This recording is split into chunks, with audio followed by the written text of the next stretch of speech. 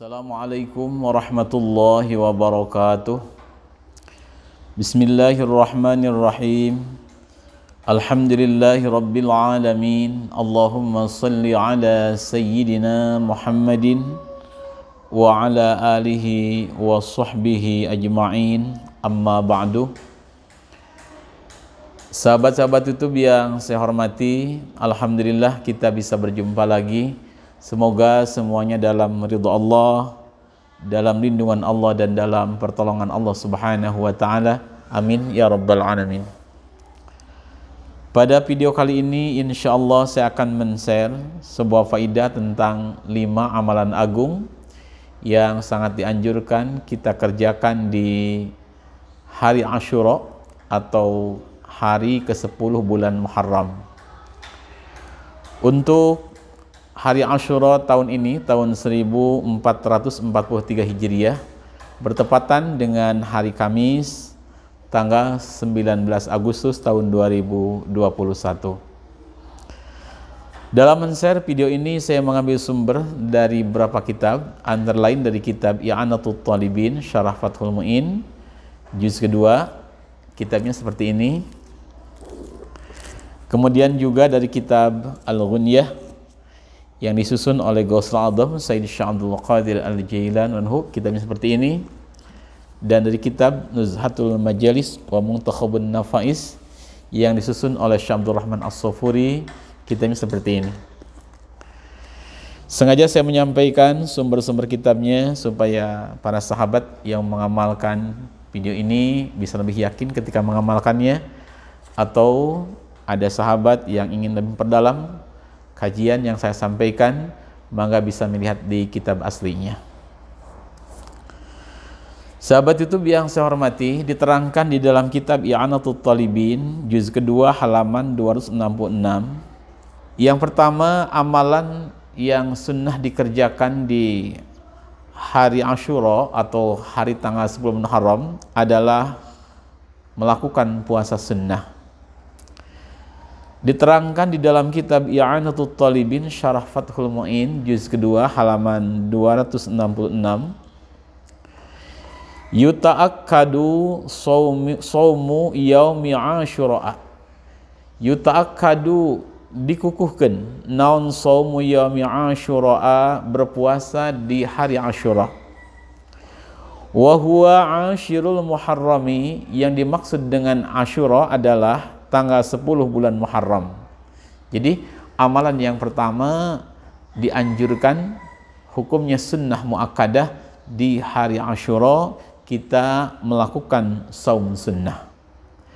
Li'annahu yukaffiru as-sanatal madiyata, dikarenakan pahala mengerjakan saum Asyura, saum 10 Muharram, itu bisa mengkifarati dosa-dosa kecil kita selama 1 tahun yang telah lewat.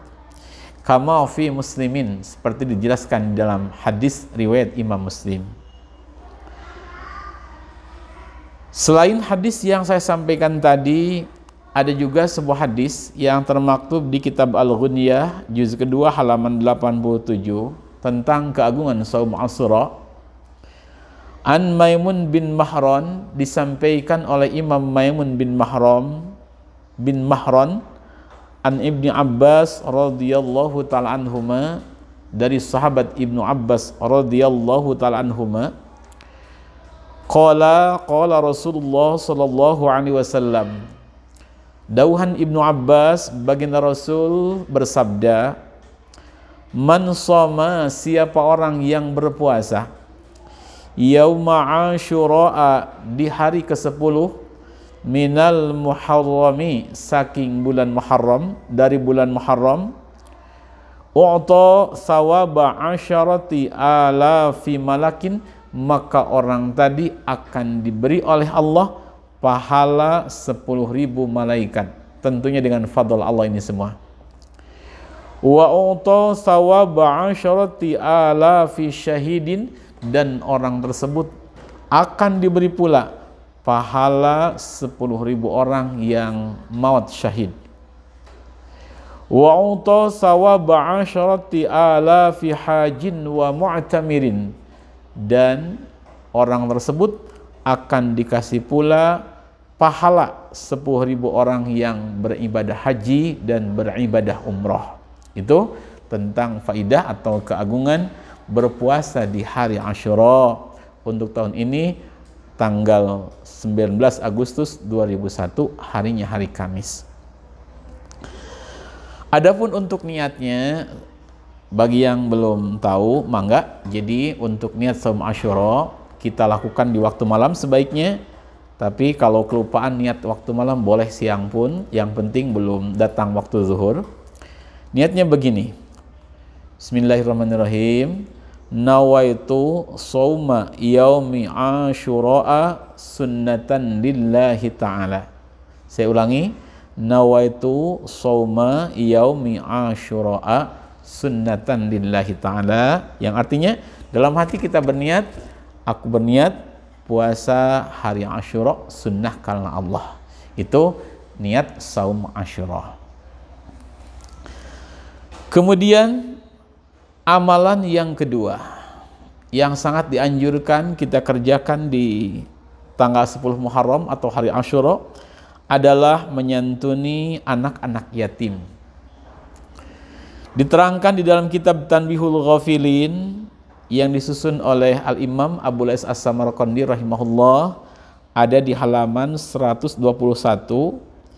Siapa orang yang mengusapkan tangannya ala ra'si yatimin, akan kepalanya anak yatim, yauma Asyura, di hari Asyura, rafa'allahu ta'ala lahu bikulli sya'ratin darajatan, maka setiap helai rambut yang terusap dari kepala anak yatim tadi akan menjadi wasilah mendapatnya derajat nanti di surganya Allah Subhanahu wa taala. Ini mungkin satu kinayah bahwasanya mengusap kepala anak yatim itu sebagai ungkapan rasa sayang kita, rasa kasihan kita kepada anak yatim. Bahagiakan anak yatim dengan mungkin dengan makanan, dengan minuman, dengan pakaian, dengan uang dan sebagainya. Yang penting di hari Asyura intinya kita membahagiakan anak-anak yatim. Itu termasuk amalan yang disunnahkan atau dianjurkan. Bahkan ada keterangan di dalam kitab Wasiyatul Mustafa, baginda Rasulullah Shallallahu Alaihi Wasallam bersabda kepada Imam Ali bin Abi Thalib, wahai Imam Ali, andaikan ada anak yatim yang tertawa bahagia, maka Allah Subhanahu wa taala akan menyuruh ke malaikat Jibril salam, wahai malaikat Jibril, luaskanlah surga untuk tempatnya orang-orang yang bahagiakan anak-anak yatim.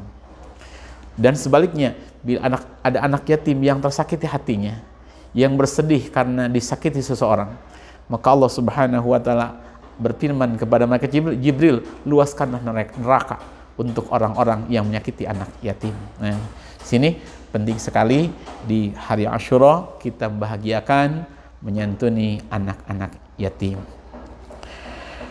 Kemudian untuk amalan yang ketiga, ini amalan yang ketiga adalah amalan agar kita diluaskan rizki oleh Allah sepanjang tahun, dicukupkan rizki oleh Allah sepanjang tahun. Sebelum saya menyampaikan amalan ketiga, terlebih dahulu saya menghaturkan terima kasih kepada para sahabat yang telah setia menonton channel Majmu'atul Fawaid. Semoga mendapat keberkahan semuanya. Juga kepada para donatur yang telah berinfak di Pondok Pesantren Darussalam untuk pembangunan masjid, pengembangan pesantren untuk para santri. Saya menghaturkan terima kasih yang sebesar-besarnya, teriring doa jazakumullah ahsanal jazaa fid dunya wal akhirah. Assalamualaikum warahmatullahi wabarakatuh. Sahabat YouTube yang saya hormati, hari ini hari Sabtu tanggal 14 Agustus.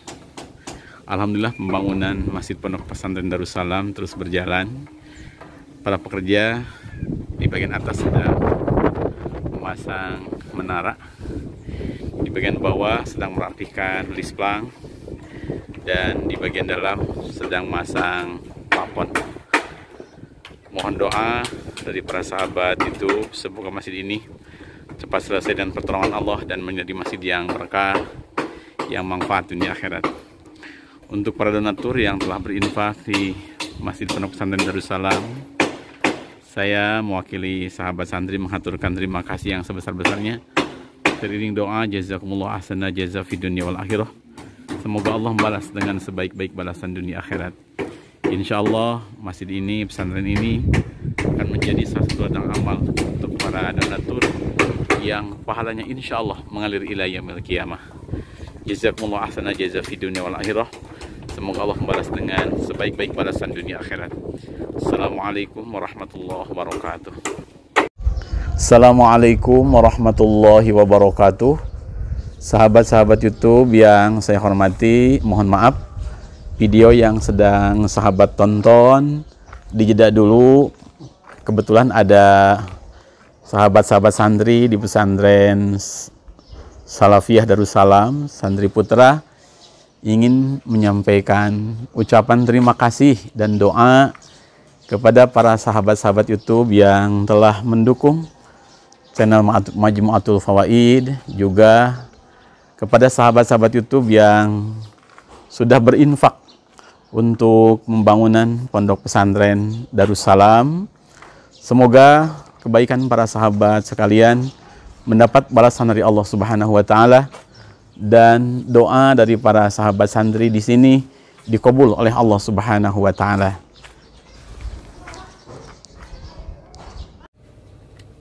Assalamualaikum warahmatullahi wabarakatuh.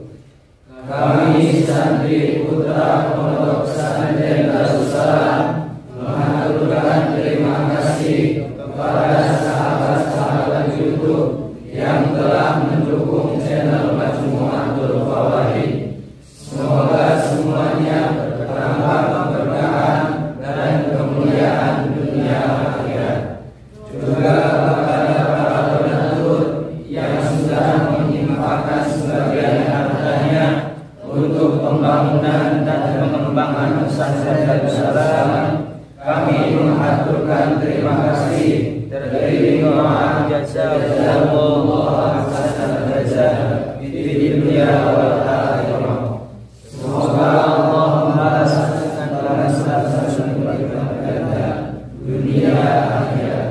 Semoga pahala sedekah jariahnya mengalir sampai hari kiamat. Amin ya rabbal alamin. Al-Fatihah.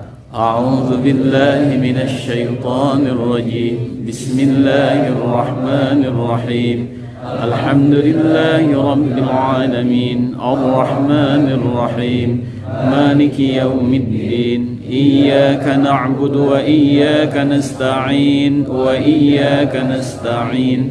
Wa iyyaka nasta'in. Wa iyyaka nasta'in. Wa iyyaka nasta'in. Wa iyyaka nasta'in. Wa iyyaka nasta'in. Ihdinas siratal mustaqim. Siratal ladzina an'amta 'alaihim ghairil maghdubi 'alaihim waladdallin. Rabbighfir lana amin. Assalamualaikum warahmatullahi wabarakatuh. Yang saya hormati, amalan yang ketiga yang dianjurkan dilakukan atau dikerjakan di hari Asyura adalah membahagiakan keluarga, bisa dengan makanan, minuman atau lain sebagainya. Ada satu hadis, Anna Abdillah radhiyallahu taala anhu qala Rasulullah sallallahu alaihi wasallam, Rasulullah bersabda, man wasa'a ala ahlihi, man sahajalmi wasa'a nugawe kajembaran si jalmi ala ahlihi akan keluarganya si jalmi. Siapa orang yang bahagiakan keluarga fi yaumi asyura, di hari Asyura, wasa'allahu alaihi sa'ira sanatihi, maka Allah akan melapangkan, meluaskan rizki orang tersebut di sepanjang tahunnya. Rawahul Baihaqi, hadis riwayat Al-Imam Baihaqi.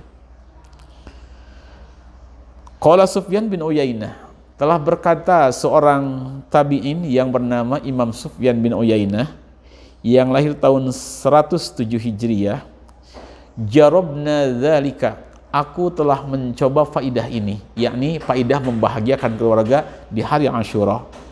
Mungzu khamsina sanatan, awit zaman 50 tahun, selama 50 tahun.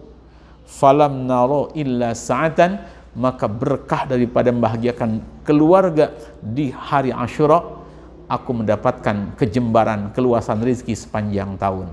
Itu yang disampaikan oleh Imam Sufyan bin Uyainah radhiyallahu taala anhu. Jadi sangatlah baik kita membahagiakan keluarga, bahkan kalau ada kita bahagiakan juga tetangga-tetangga kita, orang-orang sekitar kita. Semoga dengan kita membahagiakan keluarga, kita bersedekah kepada tetangga, pada sesama, Allah akan meluaskan rizki kita dengan rizki yang barokah, rizki yang penuh dengan ridhonya Allah Subhanahu wa ta'ala. Kemudian untuk amalan yang keempat adalah melakukan sholat sunnah sebanyak 4 rakaat di malam Asyura, berarti malam Kamis, atau hari Asyura di siangnya hari Kamis. Tetapi kalau menurut saya lebih efektif di malamnya saja, supaya suasana lebih tenang, kitanya lebih khusyuk, lebih anteng hati kita. Ada keterangan sebuah hadis di dalam kitab Nuzhatul Majalis wa Muntakhabun Nafais halaman 215. Qala Nabi sallallahu alaihi wasallam, telah bersabda baginda Nabi Agung Muhammad sallallahu alaihi wasallam, "Man shalla yauma Asyura," siapa orang yang melakukan salat sunnat di hari Asyura, arba'a raka'atin, sebanyak 4 rakaat, yaqra'u fi kulli raka'atin fatihatal kitabi, yang dibaca setiap rakaatnya membaca Fatihah 1 kali, wa qul huwallahu ahad khamsina marratan, dan membaca surat kulhu sebanyak 50 kali. Maka faidahnya ghafarallahu ta'ala lahu dzunuba khamsina aman, maka Allah akan mengampuni dosa-dosa kecil orang tadi selama 50 tahun.